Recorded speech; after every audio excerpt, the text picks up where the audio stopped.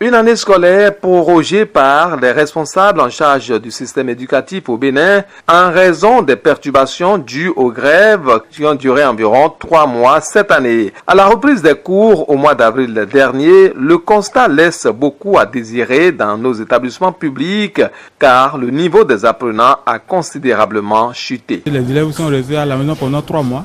C'est à croire que c'est une nouvelle entrée scolaire. La BPE, on vient de finir la première évaluation du deuxième semestre et on dit encore dans une semaine maintenant la seconde évaluation. Tout le monde sait que ça là c'est un plagiat. Dans toutes les directions départementales, ils ont demandé de finir le programme. Donc chacun fait de son mieux pour pouvoir finir le programme. Un constat fait et qui ne saurait laisser le corps enseignant insensible. C'est le cas au lycée Béanzin de Porto-Novo. Les élèves essaient de revenir à la norme afin de démarrer.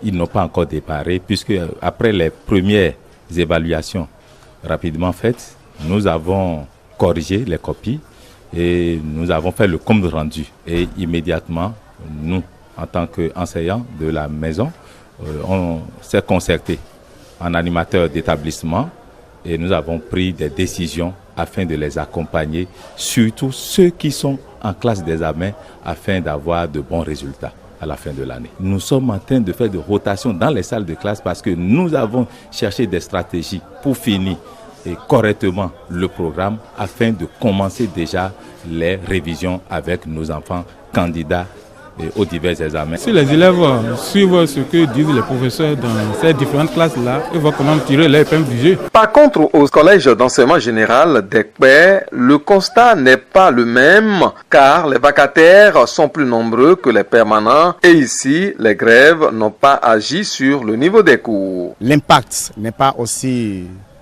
grand qu'on peut le penser, mais les enfants quand même s'en sortent.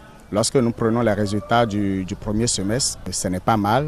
Par exemple, au CG 1 Ekpé, nous avons au moins 50%. Conscient de ce niveau faible engendré par les débrayages et surtout pour évoluer dans les programmes, l'administration du lycée Béanzin à Porto-Novo a pris des dispositions avec les professeurs. Les collègues se sont mis au travail, aussi bien les vacataires que les permanents que nous avons. Nous avons pris toutes les dispositions pour que nos apprenants soient quand même bien encadrés. Le corps d'encadrement, face à cette situation-là, s'est réuni.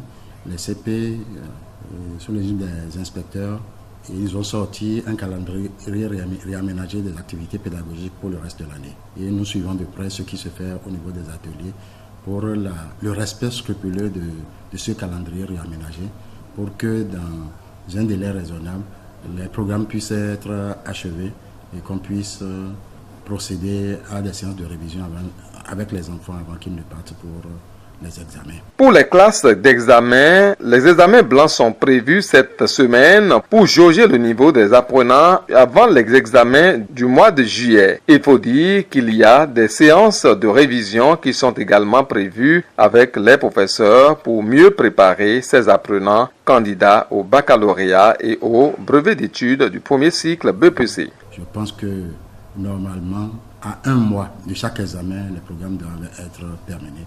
Et nous allons utiliser le reste pour les séances de révision avec les enfants. Les examens blancs sont également programmés du 18 au 22, uniquement pour les classes d'examen. Au collège d'enseignement général d'Ekpé, il est prévu aussi une organisation pratique pour mieux aguerrir les candidats aux différents examens de fin d'année. Nous avons chez nous ce que nous appelons les DTL, c'est-à-dire les devoirs en temps limité, que nous faisons subir aux enfants chaque semaine parce qu'ils ont suspendu les séances de TD.